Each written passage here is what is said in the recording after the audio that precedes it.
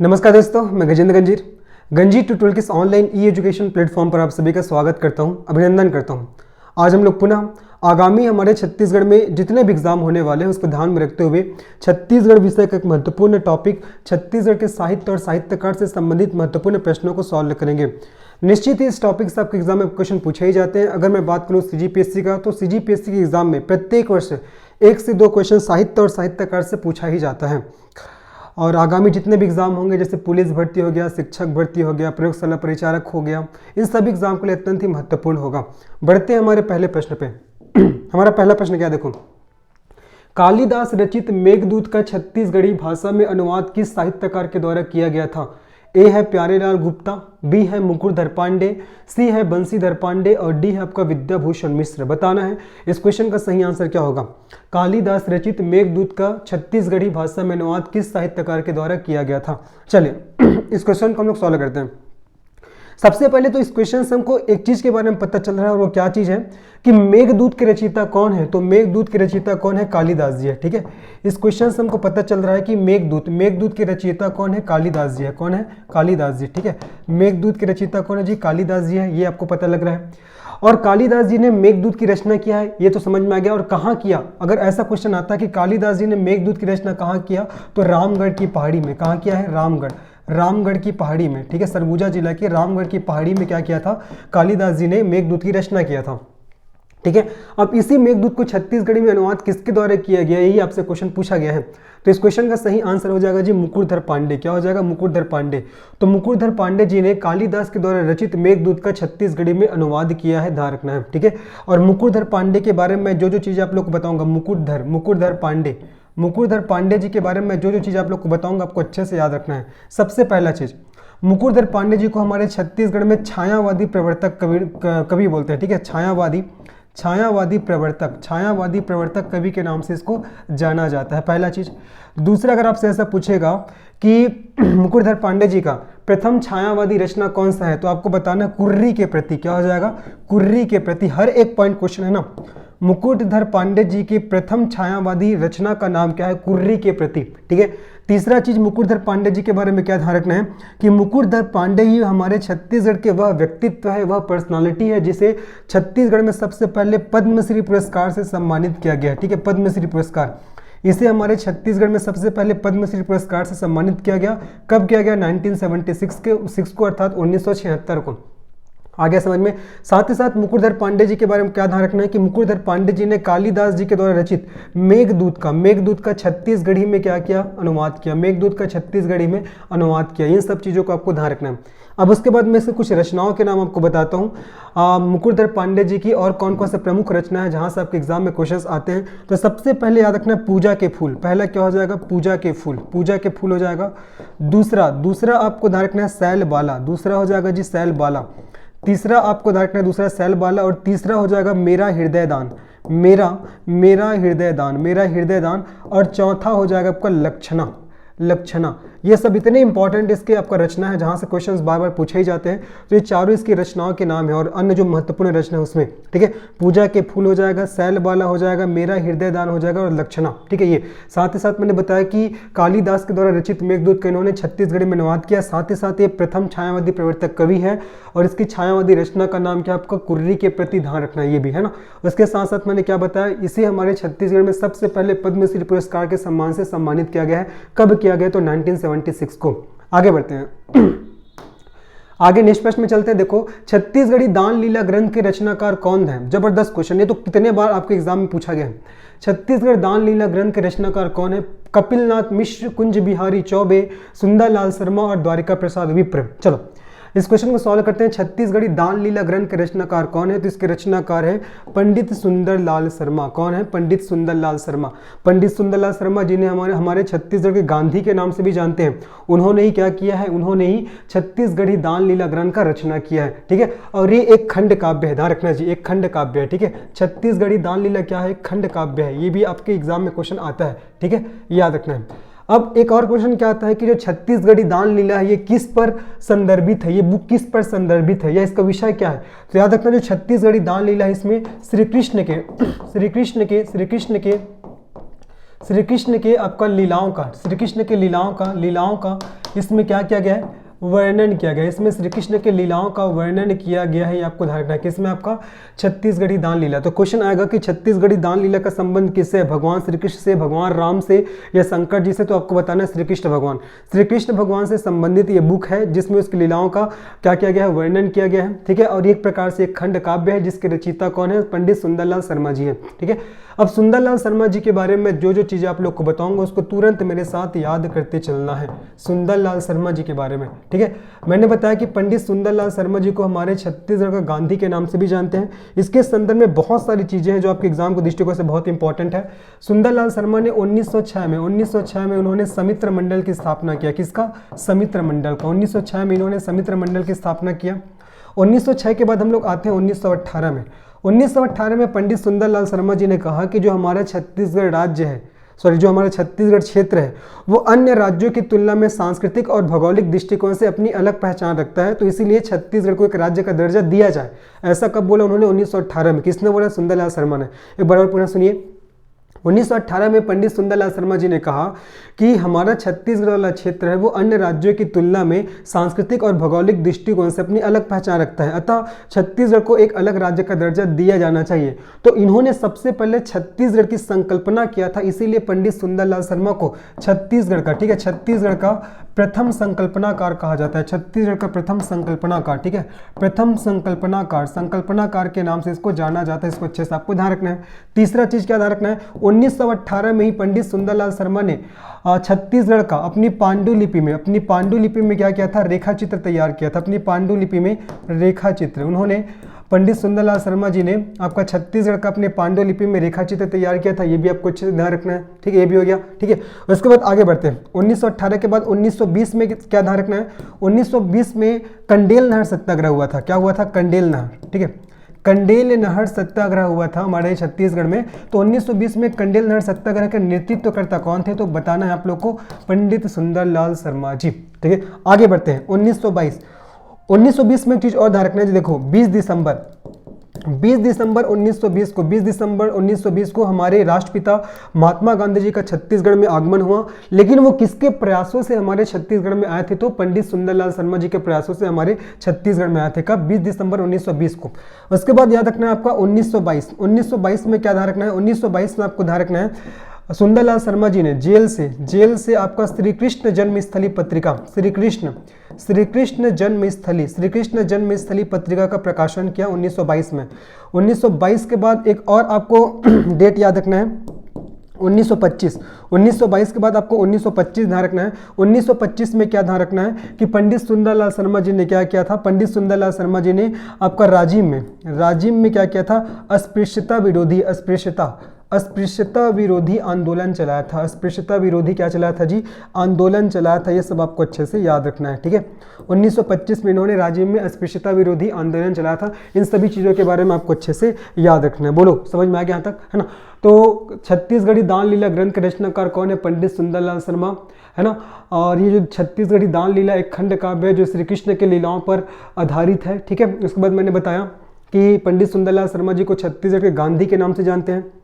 1918 में इन्होंने छत्तीसगढ़ का प्रथम संकल्पना किया था, इसलिए इसको प्रथम संकल्पनाकार के नाम से जानते हैं। 1906 में समित्र मंडल की स्थापना किया। 1918 में ही इन्होंने पांडुलिपि में छत्तीसगढ़ का रेखा चित्र तैयार किया। 1920 में कंडेल नहर सत्याग्रह के नेतृत्व करता हुए 20 दिसंबर 1920 को गांधी जी का इन्हीं के प्रयासों से छत्तीसगढ़ में आगमन हुआ था। और 1922 में श्री कृष्ण जन्मस्थली पत्रिका का प्रकाशन किया था जेल से। और 1925 में इन्होंने राजिम में अस्पृश्यता विरोधी आंदोलन चलाया। इन सभी चीज़ों का आपको ध्यान रखना है। ठीक है, किसके बारे में, सुंदरलाल शर्मा जी के बारे में। चलो जी आगे बढ़ते हैं, नेक्स्ट प्रश्न में बढ़ते हैं। हमारा नेक्स्ट प्रश्न क्या देखते हैं, नेक्स्ट प्रश्न है हमारा, देखो चंदा अमृत बरसाइस किस लेखक की कृति है। जितने भी मैंने क्वेश्चंस इसमें इंक्लूड किए हैं सब आपके एग्जाम को दृष्टिकोण से इंपॉर्टेंट है और कहीं ना कहीं पूछे भी गए। तो चंदा अमृत बरसाइस किस लेखक की कृति है, शिव शंकर शुक्ल, लखनलाल गुप्त, लोचन प्रसाद पांडे, केयूर भूषण। आपको बताना ये किसका कृत है। तो चंदा अमृत बरसाइस है, इसके जो राइटर कौन, इसके राइटर कौन हो जाएगा आपका, लखनलाल गुप्त। क्या हो जाएगा जी आपका, लखनलाल गुप्त। ठीक है, तो लखनलाल गुप्त के कौन कौन से और प्रमुख रचनाएं हैं। सबसे पहले हमने सबसे पहले क्या देखा, चंदा अमृत बरसाइस। पहले हमने देखा चंदा अमृत बरसाइस। चंदा अमृत बरसाइस, ये पहला हो जाएगा। दूसरा आपको ध्यान रखना है, दूसरा इसका समझौती के बेरा, सब याद करना है ना, समझौती के बेरा, सब रचना का नाम इसके समझौती के बेरा। समझौती के बेरा के बाद तीसरा आपको ध्यान रखना है सरग ले डोला आइस, क्या हो जाएगा, सरग ले डोला आइस, तीसरा हो जाएगा। चौथा आपको ध्यान रखना है, चौथा हाथी घोड़ा पालकी, ठीक है, चौथा हो जाएगा हाथी घोड़ा पालकी। ये सब किसकी रचना है, ये सब लखनलाल गुप्त जी की ही रचना है, तो इसको आपको अच्छे से याद रखना है आगे समझ में। तो चंदा अमृत बरसाइस किस लेखक की कृति है, तो लखनलाल गुप्त का, और लखनलाल गुप्त की ये सब भी रचना है, याद रखना है।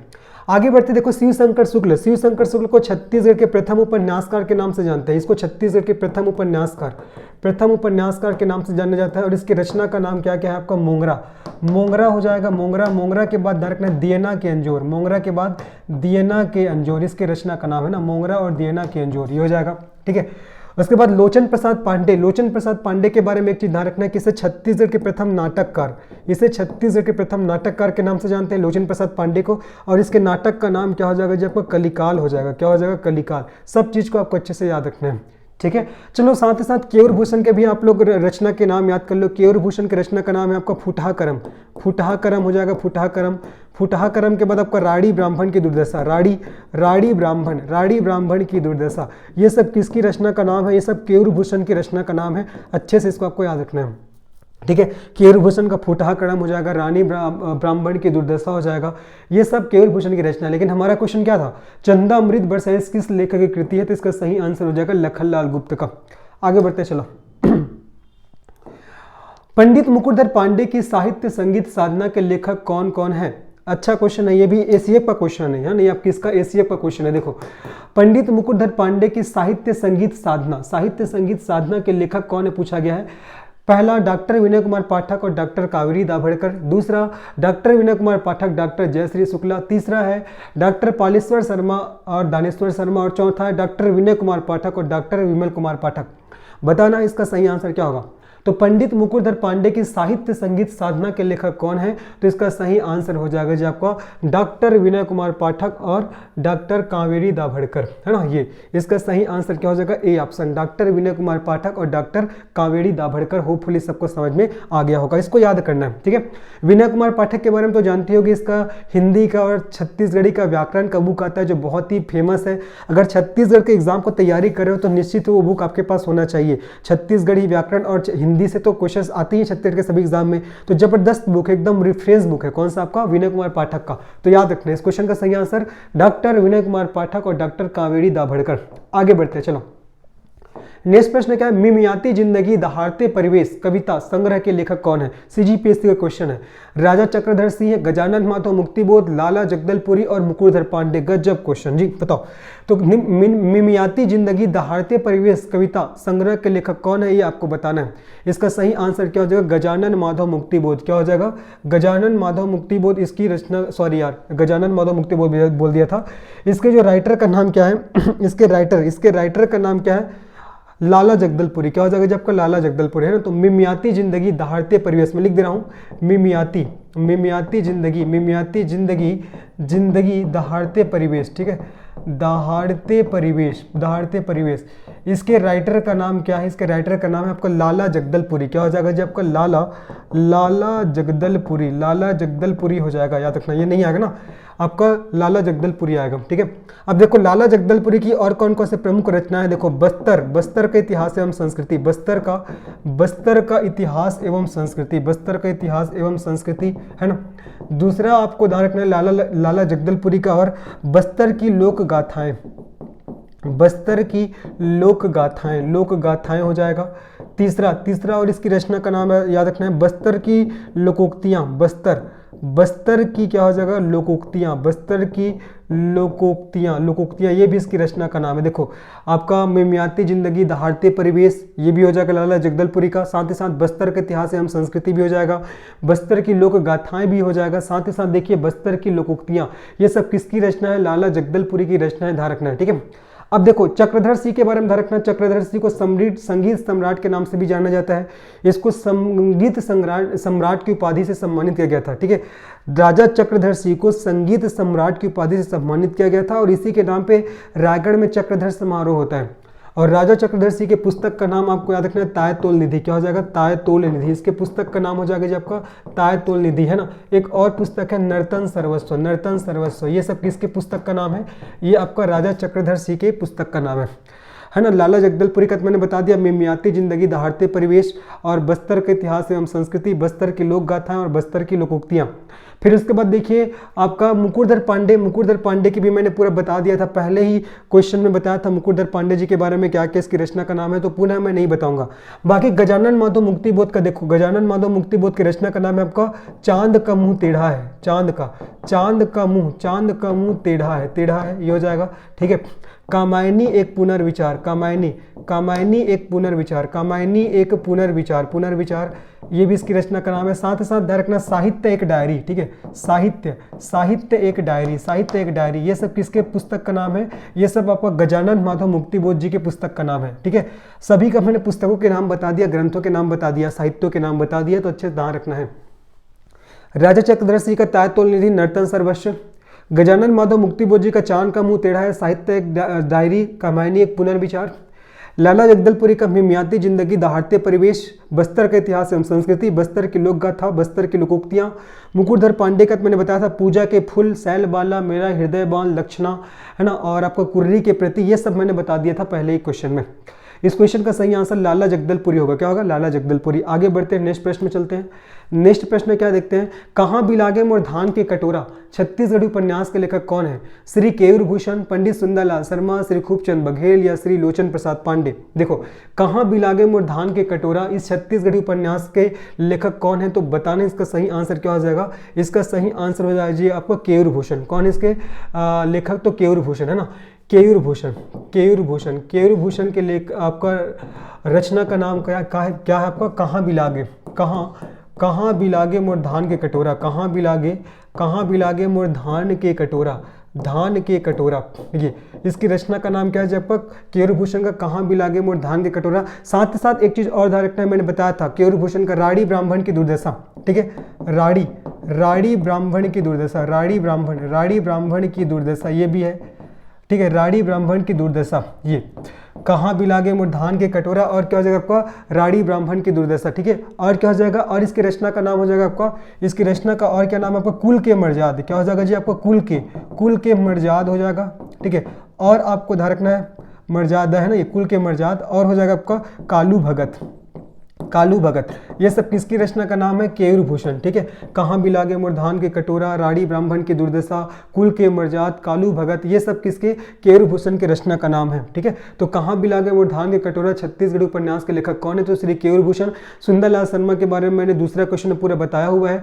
लोचन प्रसाद पांडे जी के बारे में ध्यान रखना है, हमारे छत्तीसगढ़ के प्रथम ये आपका नाटककार है। इसके नाटक का नाम क्या है? तो कलिकाल है, इसको भी मैंने बता दिया। चलो आगे बढ़ते हैं, नेक्स्ट प्रश्न में आगे बढ़ते हैं। नेक्स्ट प्रश्न क्या देखो, छत्तीसगढ़ के किस लेखक ने विक्रम विलास नामक ग्रंथ की रचना किया था? लोचन प्रसाद पांडे जी ने, बाबू रेवाराम ने, पंडित सुंदरलाल शर्मा जी ने, या कवि ददराम राव ने? देखो, किसने विक्रम विलास नामक ग्रंथ की रचना किया था?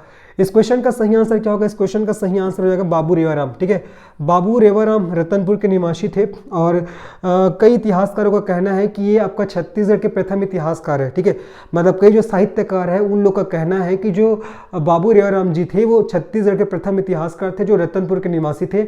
और बाबू रेवाराम की रचना का नाम क्या क्या है आपका? देखो, तारिक ए है वंशी। ठीक है, इसकी रचना का नाम क्या हो जाएगा आपका? तारिक ए है वंशी हो जाएगा।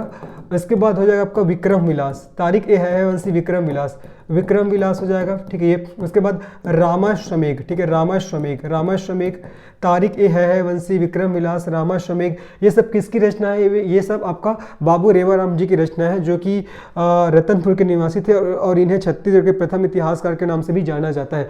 लोचन प्रसाद पांडे के बारे में मैंने बता दिया, जिसे छत्तीसगढ़ के प्रथम नाटककार के नाम से भी जानते हैं। इसके नाटक का नाम है आपको कलिकाल। पंडित सुंदरलाल शर्मा के बारे में बताया था, छत्तीसगढ़ का गांधी, इसके बहुत सारे रचना के नाम मैंने बताए थे। ठीक है, और इसका आंसर क्या हो जाएगा? तो आपका बाबू रेवाराम। क्या हो जाएगा जी आपका? बाबू रेवाराम। आगे बढ़ते हैं, नेक्स्ट प्रश्न में चलते हैं। नेक्स्ट प्रश्न क्या देखिए, डॉक्टर खूबचंद बघेल द्वारा रचित प्रसिद्ध नाटक कौन सा है? केकरा धरैया, खीरा चोट्टा, किसान के कलरई करिया बेटा आपके। बताना है डॉक्टर खूबचंद बघेल द्वारा रचित प्रसिद्ध नाटक कौन सा है, बहुत इंपॉर्टेंट है। चलो अब ये देखते हैं इसका सही आंसर क्या होगा। इसका सही आंसर हो जाएगा आपका किसान के कलरई। क्या हो जाएगा जी, किसान के कलरई। ठीक है, तो डॉक्टर खूबचंद बघेल द्वारा रचित प्रसिद्ध नाटक कौन सा, किसान के कलरई। ठीक है, किसान के कलरई। साथ ही साथ और खूबचंद बघेल जी के द्वारा और कौन कौन से रचना को रचित किया गया है। देखो पहले देखिए आप लोगों ने किसान के कलरई, किसान के कलरई। ठीक है, ये उसके बाद याद रखना है करम छड़ा हो जाएगा। उसके बाद हो जाएगा ऊंच नीच हो जाएगा। उसके बाद याद रखना बेटवा बिहाव के बाद आपको याद रखना जी लेड़गा सुजान। क्या, लेड़गा सुजान। ये सब ना खूबचंद बघेल की रचना का नाम है, सुजान। देखो क्या क्या रचना का नाम है खूबचंद बघेल का, आपका किसान के कलरई, करम छड़ा, ऊंच नीच, बेटवा बिहाव और क्या जगह लेड़गा सुजान। ये सब इसकी रचना का नाम है, किसका, आपको खूबचंद बघेल जी का। चीजें क्लियर हुई। तो डॉक्टर खूबचंद बघेल द्वारा रचित प्रसिद्ध नाटक कौन सा है, तो किसान के कलरई हो जाएगा। साथ ही साथ करम छड़ा, ऊंच नीच, बेटवा बिहाव, लेड़गा सुजान, ये सब भी आपको अच्छे से याद रखना है। चलो आगे बढ़ते हैं, नेक्स्ट प्रश्न में चलते हैं। हमारा नेक्स्ट प्रश्न क्या देखते हैं। नेक्स्ट प्रश्न है, देखो जी, राधा विनोद खंड काव्य के रचनाकार रतनपुर के कवि का नाम क्या है। एक चीज तो समझ में आ गया कि राधा विनोद जो खंड है उसके काव्यकार कहाँ के निवासी थे, तो रतनपुर के, है ना। तो इसके कवि का नाम क्या है, तो आपको बताना है बाबू रेवाराम, गोपाल प्रसाद मिश्र, माखन मिश्र, खांडेराव। तो इस क्वेश्चन का सही आंसर क्या हो जाएगा, इस क्वेश्चन का सही आंसर क्या हो जाएगा, राधा विनोद का जो रचनाकार कौन है, तो आपको बताना है खांडेराव। कौन है जी, आपको खांडेराव। ठीक है, इसका सही आंसर क्या हो जाएगा, आपको खांडेराव हो जाएगा, खांडेराव। ठीक है, ये आगे बढ़ते हैं। बाकी बाबू रेवाराम जी के बारे में तो मैंने बता दिया, रतनपुर के निवासी माने जाते हैं। कई साहित्यकारों का कहना है कि ये छत्तीसगढ़ के प्रथम इतिहासकार थे। रेवाराम की मैंने अभी जस्ट बताया था इसके पहले क्वेश्चन में। उसके रचनाओं का नाम जैसे कि आपका विक्रम विलास हो जाएगा, तारिक ए है वंशी हो जाएगा। उसके बाद मैंने बताया था आपका रामाश्वमेघ, ये सब विक्रम विलास, सॉरी ये सब आपका बाबू रेवाराम की क्या है, आपका रचना का नाम है। ठीक है, गोपाल प्रसाद मिश्र का आपने एक रचना सुना होगा, खूब तमाशा। ये कलचुरी शासक राजसिंह के दरबारी कवि हुए। कौन, गोपाल प्रसाद मिश्र।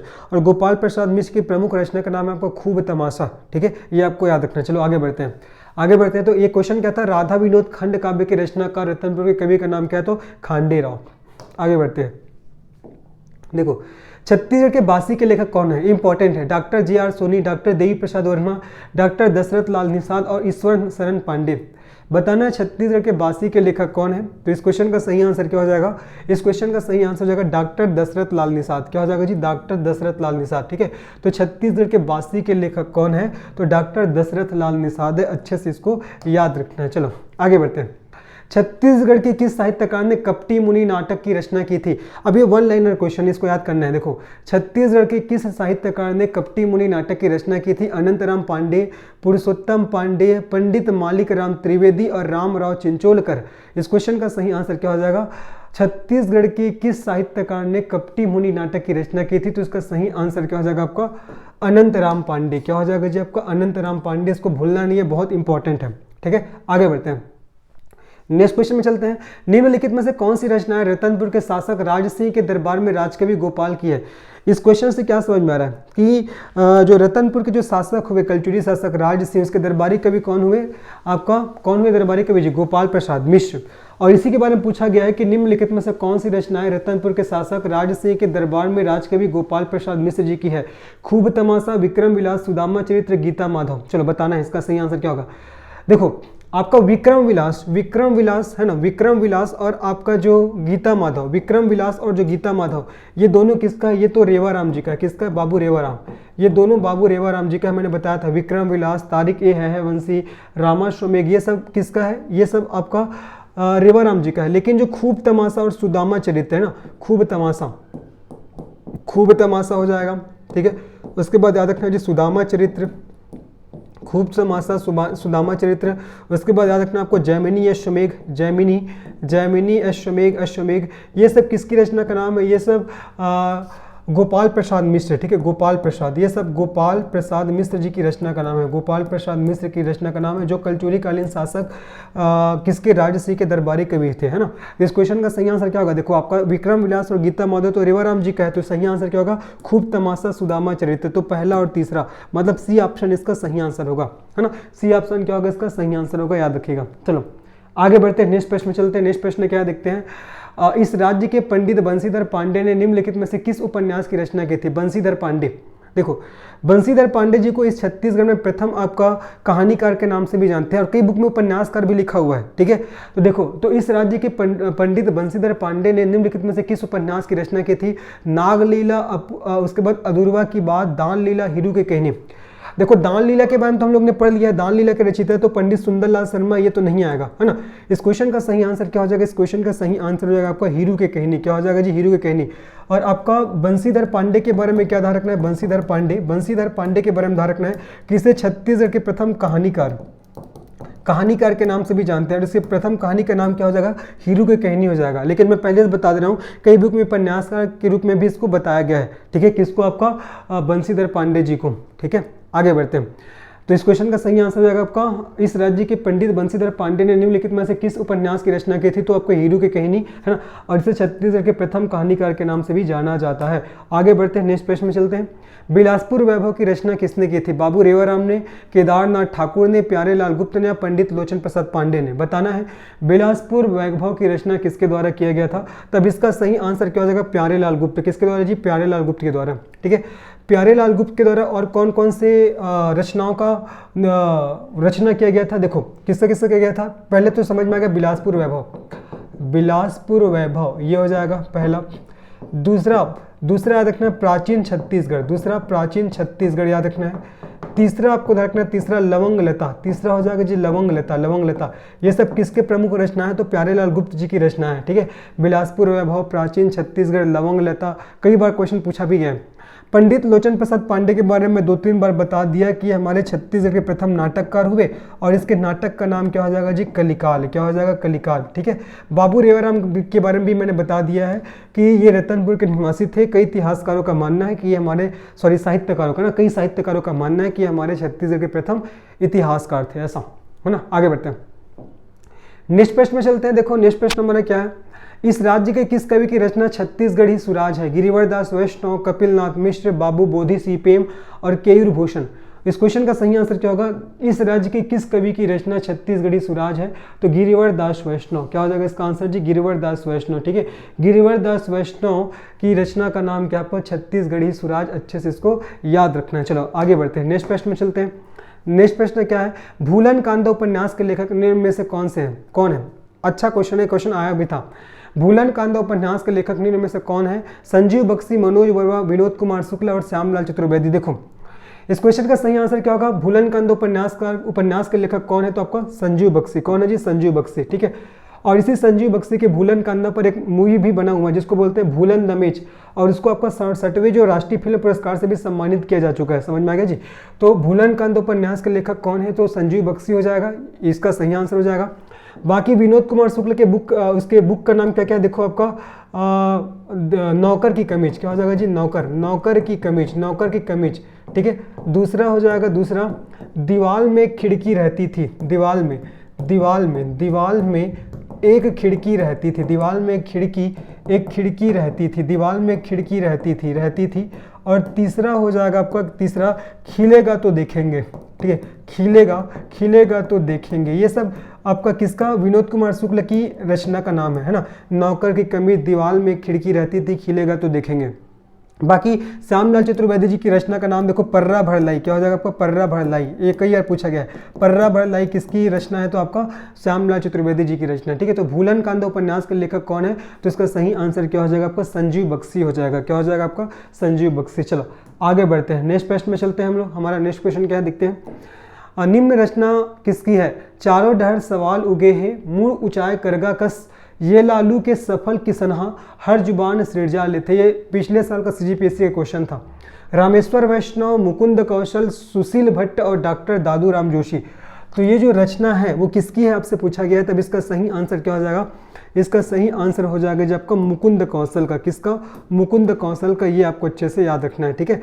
इसका सही आंसर क्या हो जाएगा आपका? मुकुंद कौशल हो जाएगा। क्या हो जाएगा? मुकुंद कौशल, ठीक है। होपफुली आपको ये वीडियो पसंद आया होगा। तो अगर ये वीडियो पसंद आया तो निश्चित ही इस चैनल को सब्सक्राइब करिए, वीडियो को लाइक करिए और इसको अपने दोस्तों को शेयर करिए। मिलते हैं इसके नेक्स्ट पार्ट में। देखो मैं चाहता तो और बहुत सारे और करा देता, लेकिन ऐसा है ना कि इसको हम लोग को याद भी करना है और एक बार में करेंगे तो मुश्किल होता है याद करने में, तो 2 बार बना के 2 पार्ट बना के सभी जो साहित्यकारों के नाम को हम लोग को याद करना है। ठीक है, तो मिलते हैं जिसके नेक्स्ट पार्ट में, तब तक के लिए धन्यवाद, बाय।